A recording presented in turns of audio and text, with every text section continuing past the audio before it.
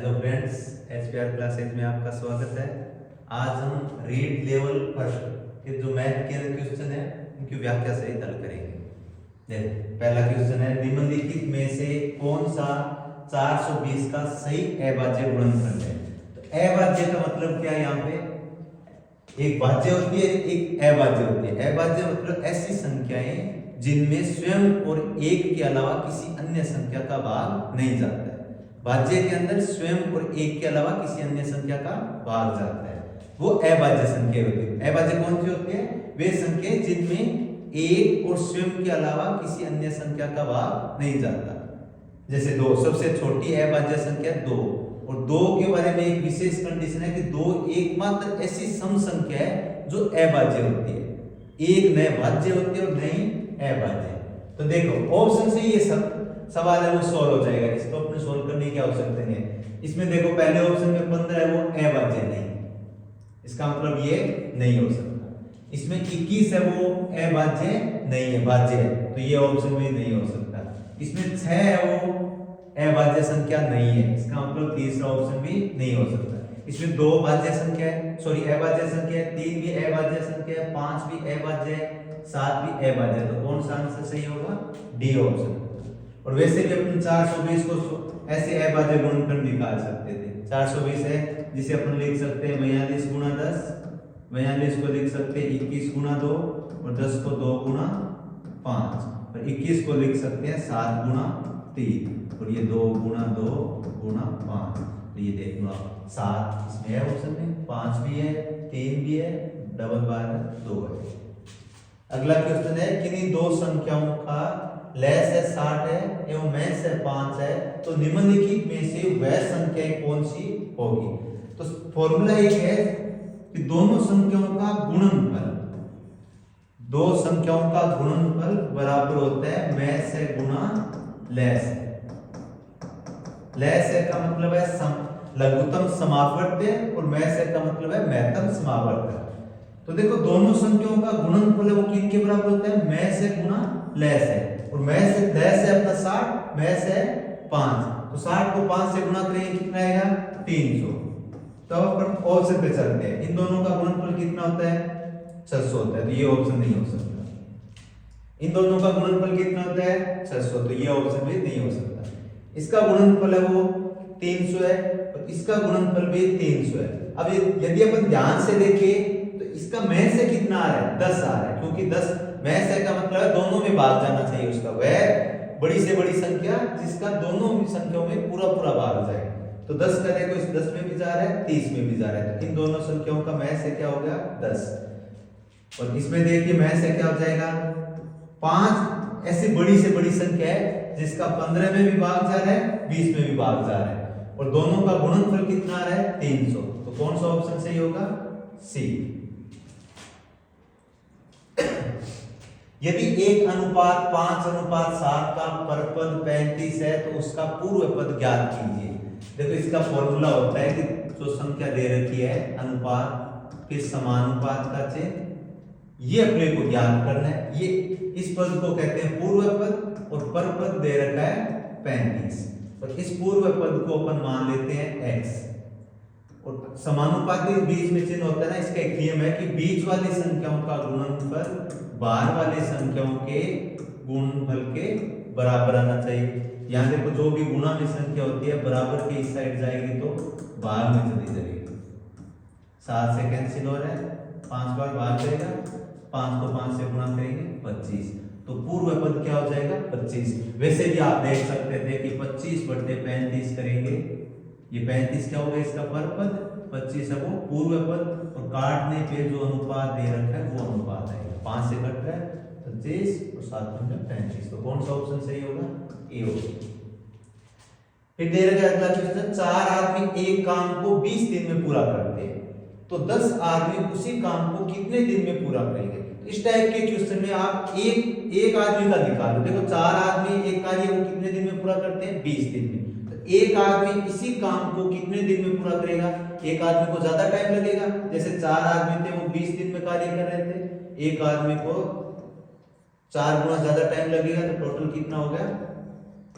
80 दिन। एक आदमी कितने दिन लगेंगे? 80 दिन। तो यही कार्य 5 आदमी कितने देर में 10 का बचा है, तो यही कार्य 10 आदमी कितने दिन में पूरा करेंगे 80/10 बराबर 8। राइट आंसर कौन सा हो जाएगा बी। 329 में एक वस्तु को बेचने पर एक डीलर को 6% की हानि हुई, तो वस्तु का क्रय मूल्य ज्ञात कीजिए। फॉर्मूला क्या होता है क्रय मूल्य ज्ञात करने का, क्रय मूल्य बराबर विक्रय मूल्य गुणा 100 माइनस जो भी अपने लाभ या हानि दे रखे तो यहाँ माइनस आ जाएगा, और लाभ दे रखा तो प्लस आ जाएगा, तो यहाँ 6/100।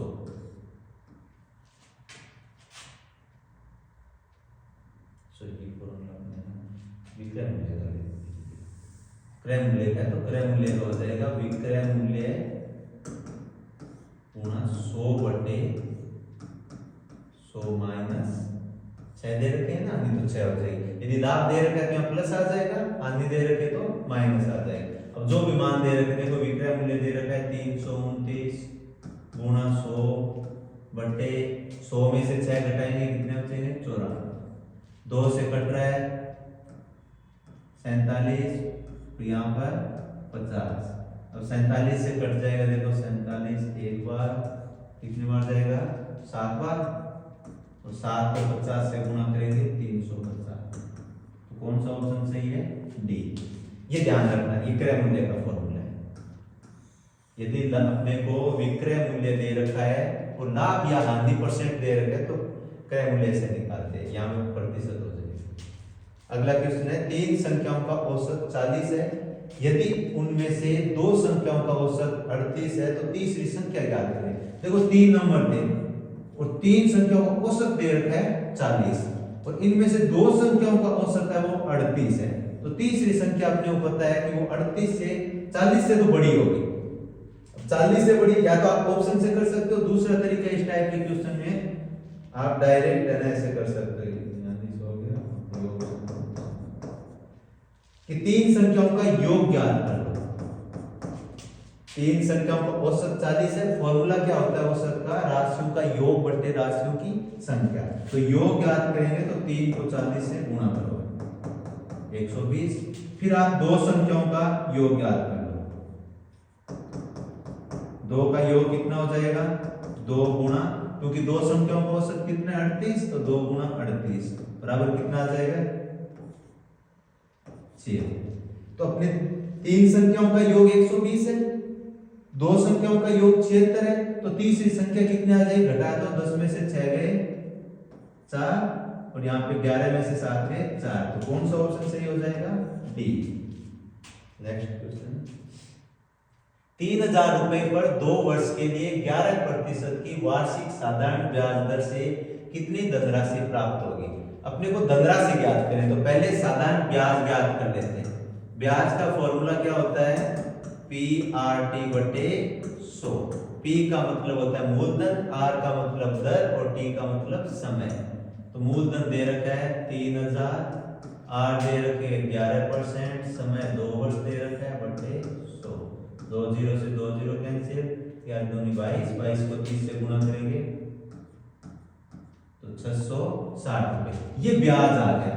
इस ब्याज को आप मूलधन में जोड़ दो तो मिश्र धन कितना आ जाए, कितनी धनराशि हो जाएगी 3000 प्लस 660 बराबर 3660। तो कौन सा ऑप्शन सही होगा बी। अगला क्वेश्चन है 2100 रुपए मूलधन एवं 8% वार्षिक की दर से 2 वर्ष एवं 3 वर्ष के साधारण ब्याज का अंतर कितना होगा। देखो इस टाइप के क्वेश्चन में सीधा सा है कि मूलधन, यदि बात अंतर की करें कि 2 अलग अलग समय अंतरालों में साधारण ब्याज का अंतर पूछे तो मूलधन गुणा, फॉर्मूला क्या हो जाएगा मूलधन गुणा दर, और यहां पर दोनों का अंतर टाइम का अंतर, तो T2 माइनस T1 बटे 100, ये डायरेक्ट ब्याज का अंतर आ जाएगा। तो मूलधन कितना दे रखा है अपने को 2100 रुपए, दर कितनी दे रखी है 8% गुणा 8, समय का अंतर कितना है मतलब बड़े में से छोटे वाले को घटाना है। तो 3 माइनस 2 करेंगे कितना आ जाएगा 1 बटे 100। 2 0 से 2 0 कैंसिल, 21 को 8 से गुना करेंगे 168। राइट आंसर कौन सा होगा सी। अगला 9वां क्वेश्चन, एक साइकिल 1800 रुपए में खरीदकर 12% लाभ पर बेची गई तो उसका विक्रय मूल्य, इस बार विक्रय मूल्य पूछा है। तो फॉर्मूला क्या हो जाएगा, विक्रय मूल्य बराबर क्रय मूल्य गुणा 100। देखो लाभ है ना तो प्लस हो जाएगा 100 प्लस यहाँ पे लाभ प्रतिशत, और यदि हानि दे रखी हो तो यहाँ माइनस आ जाएगा, बाकी सेम फॉर्मूला रहेगा बटे 100। तो क्रय मूल्य कितना दे रखा है 1800, 100 में 12 जोड़ेंगे कितना हो जाएगा 112 बटे 100। 2 0 से 2 0 कैंसिल, 18 से 112 को गुणा करवा दो, 18 दूनी 36, हासिल 21, 18 को 18 21 हासिल 2, 18 को 18 और 2 20। कितने रुपए हो जाएंगे 2000। ये हमने कहाँ गलती कर दी, अच्छा यहाँ 112 को ना 18 दूनी 26, गलती से 36, ये तो 36 ऐसे, ये 3 हासिल जोड़ दिया, 18 दूनी 36 हो गया, 18 को 18, 18 और 3 है 21, हासिल 2, 18 को 18 और 2 20। तो राइट आंसर कौन सा हो जाएगा बी। अगला देखिए 10वां, इसमें आपको एक डायग्राम दे रखा है, ए का मान पूछा है, तो ये ध्यान रखना, इसमें देखो ये कोण दे रखा है, तो ये कोण कितनी डिग्री का हो जाएगा, ये जब 90 डिग्री का है तो ये भी 90 डिग्री का होगा, क्यों होगा शीर्षाभिमुख कोण। अब एक ही रेखा के एक ही ओर बने कोणों का योगफल 180 होता है। इन तीनों कोणों को जोड़ो आप, 40 प्लस 90 प्लस 5a बराबर 180 डिग्री। ये रेखिक कोण होते हैं, एक ही रेखा के एक ही ओर बनने वाले कोणों का योगफल 180। 90 और 40 130, 5a बराबर कितना आ जाएगा, जब पक्षांतरण करेंगे तो बराबर की साइड जाते हैं तो माइनस भी हो जाती है। यहाँ पे कितना घटाएंगे 50, तो a बराबर 50 बटे 5 बराबर 10 डिग्री। तो a का मान कितना हो जाएगा 10, या डिग्री लगाने की आवश्यकता नहीं। अगला क्वेश्चन, 1 वर्ग मीटर बराबर होता है x वर्ग मिलीमीटर, तो x का मान क्या होगा। अब अपने को पता है, देखो 1 मीटर में कितने से, पहले आप 1 मीटर में सेंटीमीटर देखिए, 1 मीटर में होते हैं 100 सेंटीमीटर, और 100 सेंटीमीटर हो गया, 1 सेंटीमीटर में कितने मिलीमीटर होते हैं 10 मिलीमीटर। अब अपने को याद क्या करना था, 1 वर्ग मीटर में, यहां देखिए आप ध्यान से, ये तो 1 मीटर की बात चल रही है, 1 मीटर में कितने सेंटीमीटर होते हैं 100, और 1 सेंटीमीटर में कितने मिलीमीटर होते हैं 10। इसका मतलब 1 मीटर में कितने मिलीमीटर हो जाएंगे, 100 को 10 से गुणा करवा दो 1000, ये है 1 मीटर में। और जब 1 वर्ग मीटर की बात करेंगे तो कितना हो जाएगा, 1 मीटर में कितने दे रखे हैं 1000 मिलीमीटर। बात यहाँ पे वर्ग मीटर की चल रही है, तो इसको वर्ग करेंगे तो इधर भी अपन क्या कर देंगे वर्ग कर देंगे, तो कितने मिलीमीटर हो जाएंगे 10,000। तो राइट आंसर कौन सा हो जाएगा डी। 1 वर्ग मीटर में x वर्ग मिलीमीटर दे रखा है, तो x का मान कितना होगा 10,000। ये ध्यान रखना, देखो 1 मीटर में 100 सेंटीमीटर होते हैं, और 1 सेंटीमीटर में 10 मिलीमीटर होते हैं, और 1 मीटर में 1000 मिलीमीटर होते हैं। जब वर्ग मीटर की बात करेंगे तो इधर भी अपन वर्ग कर देंगे, तो 1000 ये कितने 10 लाख है वर्ग मिलीमीटर हो जाएगा। अगला क्वेश्चन है 15 वर्ग मीटर क्षेत्रफल की निम्न ऑप्शन में से विकल्पों में से 15 वर्ग मीटर है वो किसका आंसर होगा। देखो 1 वर्ग जिसकी भुजा 15 मीटर हो तो क्या उसका 15 वर्ग मीटर क्षेत्रफल हो सकता है, क्योंकि हम जानते हैं वर्ग का क्षेत्रफल होता है भुजा की स्क्वायर, तो 15 की यदि अपन स्क्वायर करेंगे तो 225 होगा, तो 15 वर्ग मीटर नहीं हो सकता, तो पहला ऑप्शन गलत। 3 वर्ग जिनकी प्रत्येक की भुजा 5 है, यदि प्रत्येक की भुजा 5 है इसका मतलब एक का ही हो गया 25 वर्ग मीटर तो क्षेत्रफल, इसका मतलब ये ऑप्शन भी नहीं हो सकता। 5 वर्ग जिसकी प्रत्येक की भुजा 3। अब यदि 3 एक वर्ग की भुजा है, एक का क्षेत्रफल हो गया 2, अगले का हो गया 2, इससे अगले का 9, ऐसे 5 का करेंगे तो 15 वर्ग मीटर से ज्यादा चला जाएगा। इसका मतलब ये भी नहीं। 15 वर्ग जिसमें प्रत्येक की भुजा 1 मीटर है। अब 15 ऐसे वर्ग दे रखे हैं जिसमें प्रत्येक की भुजा 1 मीटर है, तो अपन एक का क्षेत्रफल कितना आएगा 1, क्यों एक का वर्ग कितना हो जाएगा 1। फिर आगे वाले वर्ग का क्षेत्रफल कितना होगा 1। ऐसे टोटल अपने पास कितने हो गए 15। तो 15 का कितना हो जाएगा, एक एक को ऐसे काउंट करेंगे तो 15। तो राइट आंसर कौन सा है, डी। ये एक डायग्राम घनाभ की आकृति दे रखी है, इसमें लंबाई दे रखी है 3y, ऊंचाई दे रखी है 2y, चौड़ाई दे रखी है y। घनाभ और पूछा है आयतन क्या होता है, तो घनाभ का आयतन होता है लंबाई गुणा चौड़ाई गुणा ऊंचाई। तो 3y गुणा 2y गुणा y, तो मान कितना आ जाएगा 6y की घात 3। तो राइट आंसर कौन सा है, बी। आगे एक समचतुर्भुज दे रखा है और पूछा क्या है, इसका परिमाप पूछा है। यदि और समचतुर्भुज की पहचान क्या होती है, समचतुर्भुज में चारों भुजाएं बराबर होती है और विकर्ण समकोण पर प्रतिच्छेद करते हैं। तो यहाँ आपने एक भुजा ज्ञात कर लेते हैं। देखो यहाँ इस विकर्ण पे ये दे रखी है आपको दूरी 12 और इधर से ये दे रखी है 5, यहाँ पर 90 डिग्री है। ये त्रिभुज है वो समकोण त्रिभुज बनता है और समकोण त्रिभुज में अपन कर्ण ज्ञात कर लेंगे और ये कर्ण है वो एक समचतुर्भुज की एक भुजा दे रखी है। और फॉर्मूला क्या होता है कि कर्ण की स्क्वायर, कर्ण का वर्ग है वो आधार की स्क्वायर प्लस लंब की स्क्वायर। आधार 5 है, 5 की स्क्वायर 25, लंब कितना दे रखा है 12, 12 की स्क्वायर 144,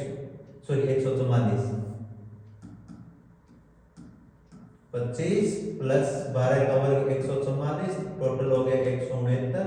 ये कर्ण की स्क्वायर है, तो कर्ण कितना हो जाएगा, इधर से यदि अपन स्क्वायर हटाएंगे तो इस तरफ अंडर रूट आ जाएगा और 169 का वर्गमूल होता है 13 सेंटीमीटर।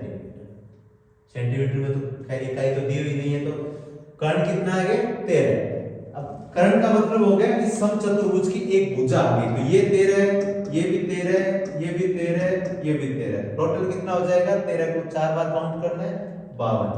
तो राइट आंसर है सी। 15वां 10,20,305 का सही आंकिक रूप क्या है। अपने को संख्या को आंकिक रूप में देखना है।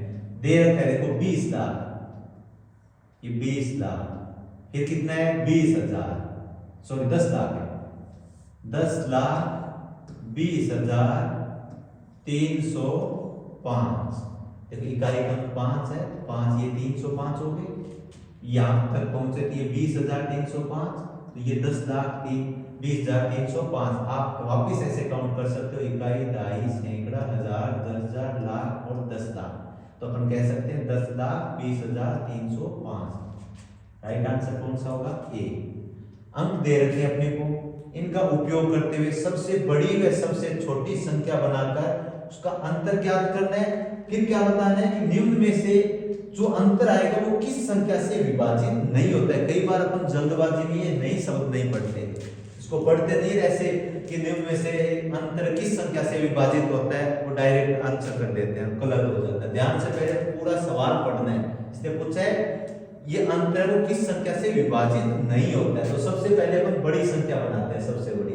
तो सबसे बड़ी में सबसे बड़ा पहले ऐसे घटते क्रम में लिख दो और सबसे छोटी संख्या में छोटे से स्टार्ट करते हैं, 2, 5, 7, 8। अब घटा दो आप, अंतर ज्ञात करो। 12 में से 8 गए 4, 14 में से 7 गए 7 और यहाँ पे 6 में से 5 गया 1, 8 में से 2 गया 6, ये आगे 6,174। अब आप देखिए इसमें कौन सी संख्या का भाग नहीं जाता, एकदम आसान क्वेश्चन आता है। देखो लास्ट वाली संख्या यदि 5 या 0 नहीं है उसमें 5 का भाग नहीं जाएगा, तो कौन सा राइट आंसर है, सी। इसमें 5 का भाग नहीं जाएगा। 5 का भाग तभी जाता जब यदि इसका इकाई अंक या तो 0 हो या 5 हो। निम्न में से कौन से विकल्प में 5 का स्थानीय मान 500 नहीं है। इसने भी नहीं वाला पूछा है। स्थानीय मान क्या होता है, एक होता है अंकीय मान, एक स्थानीय मान। अंकीय मान में जो अंक होता है वही वैसा वैसा लिखना होता है और स्थानीय मान में वो कौन से स्थान पे आ रहा है। देखो इसमें ये 5 पांचों इकाई दहाई सैकड़े के स्थान पे आ रहा है, इसका मतलब इसका स्थानीय मान कितना है 500। यहाँ पर भी स्थानीय मान कितना है 500, इसमें भी स्थानीय मान कितना है 500, इसमें स्थानीय मान कितना है 50। तो ये अपना राइट आंसर हो जाएगा, क्योंकि स्थानीय मान इसने पूछा 500 नहीं है वो, तो इसमें 500 नहीं। फिर निम्नलिखित में से कौन सा बिंदु का सही अवरोही क्रम है? एक होता है अवरोही, एक होता है आरोही।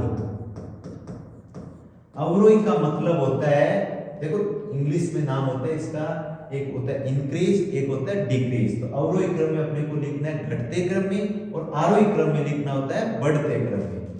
तो हमें घटते क्रम में लिखना है। इस टाइप के सवाल में आप इनमें हर बराबर कर लो। क्या करना है? बराबर अपने को हर संख्या दे रखी है 1/2, हर को बराबर कैसे करेंगे वो देखो। 1/2 दे रखी है, और कौन सी दे रखी है 2/5, 3/4, 2/3। इसमें हर है ना वो बराबर करनी है। इसे कितने से, पहले अपन इसका एलसीएम लेना। एलसीएम कितना आ जाएगा? 5 को 4 से गुणा करेंगे 5 और 20, 20 को 3 से गुणा करेंगे 60। इसमें 60 से ऊपर नीचे गुणा करवाना। इसमें अपन कितने से गुणा करवाएंगे? देखो 5 को छोड़कर, इसमें हमने 2 को छोड़कर शेष संख्याओं से गुणा करवा दिया। इसमें 5 को छोड़कर कितने हो जाएंगे? 4 के 12, 12 दूनी 24। तो 24 से ऊपर नीचे गुणा करवाएंगे। इसमें 4 को छोड़कर शेष संख्याओं से 5 दूनी 10, 10 को 3 से गुणा करेंगे 30, 30 से ऊपर नीचे गुणा करवाएंगे। तो किसी भी अंश में समान संख्या से गुणा करवाते हैं तो सवाल में कोई परिवर्तन नहीं होता है। अब 3 को छोड़कर शेष संख्या 5 और 20, 20 को 2 से गुणा करेंगे 40, 40 से ऊपर नीचे गुणा करेंगे। अब अपना हर बराबर हो जाएगा। देखो कितना हो गया? 60/120,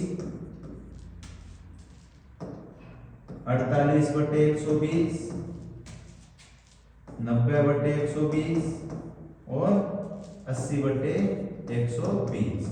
आरोही क्रम अवरोही क्रम का मतलब क्या था? घटते क्रम में।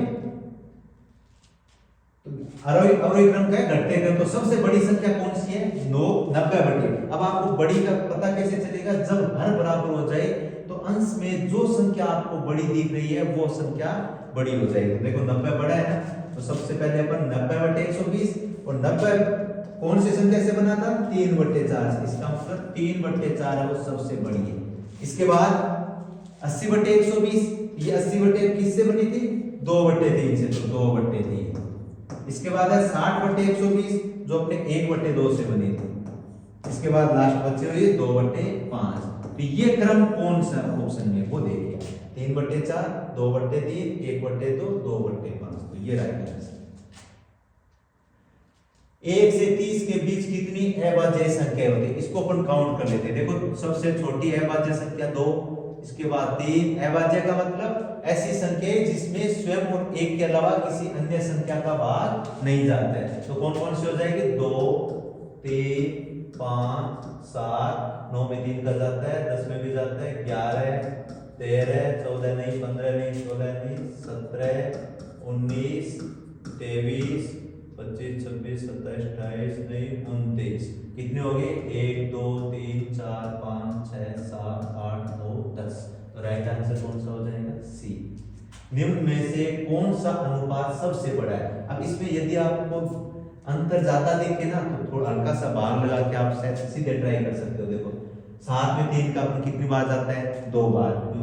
3 दूनी 6, तो 2 पॉइंट समथिंग होगा, इसको इतना छोड़ दो। 25 में 7 का भाग लगाए कितनी बार जाएगा? 3 पॉइंट समथिंग। क्यों? 7 या 21 होता है, 728 ज्यादा चला जाता है।